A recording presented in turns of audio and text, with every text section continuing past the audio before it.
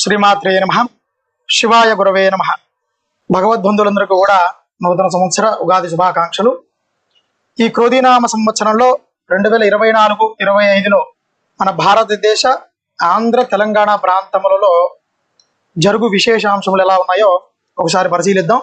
April 9 నుండి June 30 వరకు జరుగు విశేషములు ఏంటో ఒకసారి పరిశీలన చేద్దాం.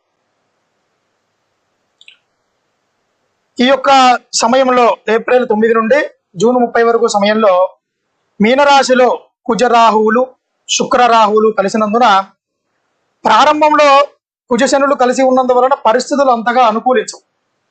అనేక దుస్సంఘటనలు జరుగును. అలాగే వేసవి కాలం ఒకటి చేత దేశమంతటా కూడా అత్యధికమైనటువంటి ఉష్ణోగ్రతలు ఉంటాయి.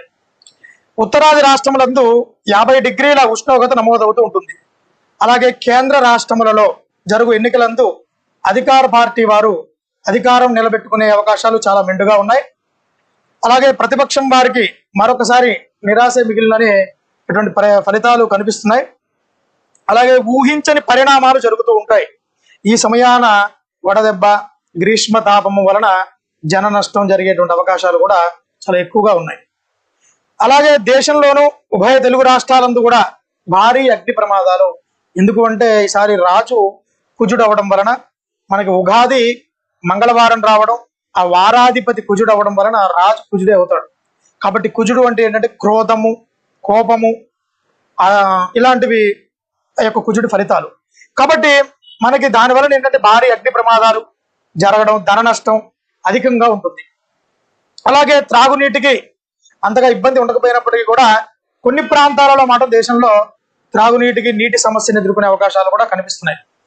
అలాగే గాలి దుమారాలు, పండ్ల తోటలకు నష్టాలు, కొన్ని ప్రాంతాల్లో అక్కడక్కడ చిరుజల్లులు కురవడం, నైరుతి ఋతుపవనాలు సరైన సమయంలో ప్రవేశించినప్పటికీ కూడా వర్షాలు అనేవి ఆలస్యం అవుతూ ఉంటాయి. అమెరికా వంటి పశ్చిమ దేశాలందు కూడా ప్రకృతి వైపరీత్యం అధికంగా ఉండటం వలన తుఫాన్లు అధికమవడం చేత ప్రజలు నిరాశలు అవుతారు. అలాగే ఈ సంవత్సరం అంతా కూడా వర్షపాతం అనేటువంటిది మనకి 100% కూడా వర్షపాతం అనేది 20% మాత్రమే ఉంటుంది. ఇకపోతే ఈ సమయంలో సినీ పరిశ్రమ బాగుంటుంది. మాజీ కేంద్ర ఉప ప్రధానులకు, సినీ సాహిత్య కళారంగాల వారికి, రాజకీయ రంగంలో ఉన్న వారికి అరిష్టాలు ఏర్పడేటువంటి అవకాశాలు కూడా కనిపిస్తున్నాయి. భారతదేశంలో అంతరిక్ష ప్రయోగాలు విజయవంతం అవుతాయి. క్రీడా రంగంలో భారతదేశానికి అనేక విజయాలు లభిస్తాయి. క్రికెట్ నందేగాక ఇతర క్రీడలందు కూడా మంచి ప్రతిభను ప్రదర్శిస్తారు భారతదేశ క్రీడాకారులు. ఈ సమయంలో గురు శుక్ర మూఢములు ఏకకాలం నందు వచ్చుట చేత వ్యాపారాలు అంతగా సాగవు.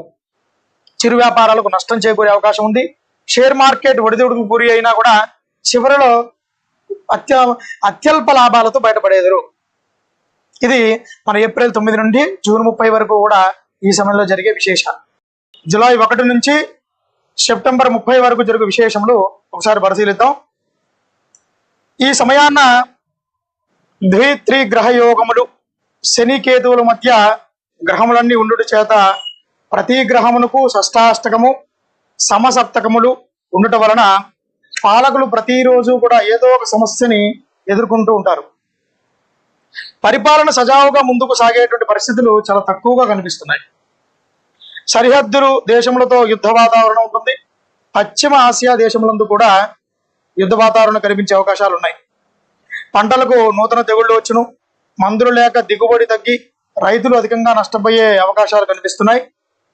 రాష్ట్రమంతటా విస్తారంగా వర్షాలు కురిసినప్పటికీ కూడా ఆ వర్షాలు పంటలు పండేంత సరైన వర్షాలుగా ఉండకపోవచ్చు. కొన్ని చోట్ల ప్రమాద సూచికలు దాటి ప్రవహించవచ్చు నదులు. బొంబాయి, హైదరాబాద్ వంటి నగరాలు నీట మునుగును. 2-3 రోజులు వర్షము ఉండుట చేత కొన్ని చోట్ల ప్రజాజీవనం స్తంభించిపోవును.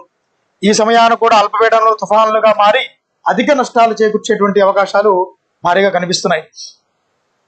అలాగే ఉత్తరాంధ్ర, ఒరిస్సా, కేరళ, తమిళనాడు, గుజరాత్ రాష్ట్రంలో అనేక నష్టాలు కలిగేటువంటి అవకాశాలు ఉన్నాయి.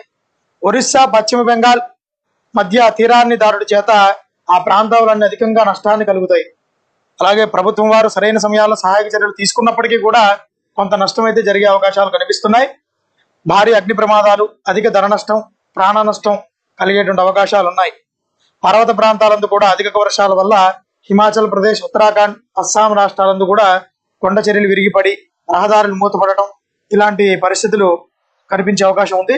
కేంద్ర రాష్ట్ర ప్రభుత్వాలు అన్యోన్యతో ముందుకెడతారు. కేంద్రంలో ప్రవేశపెట్టే నూతన బిల్లులకు కీలక మద్దతు లభిస్తుంది. కొన్ని వర్గాల వారు సమ్మెలు చేసినప్పటికీ కూడా అవి నిరాశనే మిగులుస్తాయి. జలాశయాలు పూర్తిగా నిండే అవకాశం కనిపిస్తోంది.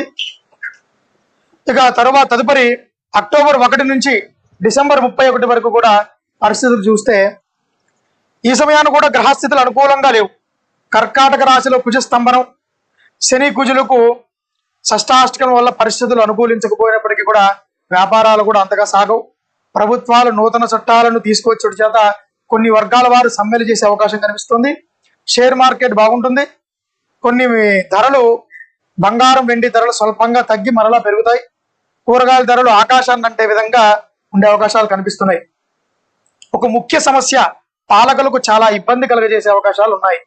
గోదావరి సముద్రములందు నీట మునిగిపోదురు, విహారయాత్రలు అపశృతులు, అలాగే ఐఏఎస్ ఐపీఎస్ అధికారులు మార్పులు అనివార్యమగును. పెద్ద అధికారులు కొన్ని వివాదములందు చిక్కుకుంటారు. పాలకులకు కోర్టు తీర్పులు అనుకూలంగా వచ్చును. సినిమా పరిశ్రమ బాగుంటుంది.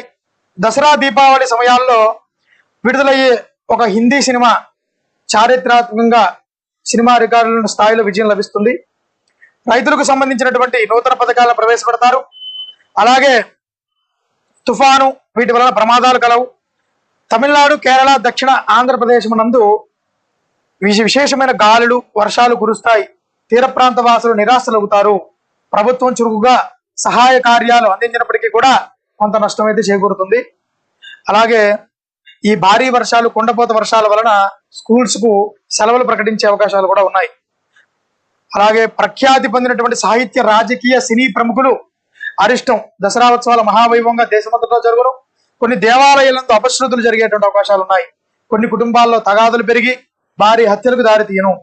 పెద్ద కంపెనీ షేర్లు ఇలాంటివన్నీ కూడా బాగా పెరుగును. కొన్ని పేరొందిన సంస్థలు మూతపడే అవకాశాలు కూడా కనిపిస్తున్నాయి. అలాగే సరిహద్దు దేశములలో తగాదలు, యుద్ధ భయం కలిగేటువంటి అవకాశాలు కూడా కనిపిస్తున్నాయి. ఇక తదుపరి 2025 జనవరి 1 నుంచి మార్చి 29 వరకు కూడా పరిస్థితులు పరిశీలిస్తే ఈ సమయాన్న శని శుక్రులు కలయిక, శుక్రు రాహులు కలయిక, త్రిగ్రహ చతుర్గ్రహ కూటముల వలన ప్రశాంత వాతావరణం ఉండదు. దేశ రాజధాని అయినటువంటి నగరంలో ఊహించని సంఘటనలు జరుగును. ఉగ్రవాద చర్యలు పెరుగును. ఈ సమయాన కూడా వాహన ప్రమాదాలు రికార్డు స్థాయిలో ఉండేటువంటి అవకాశాలు ఉన్నాయి. సంక్రాంతి మహోత్సవం వైభవంగా జరుగును.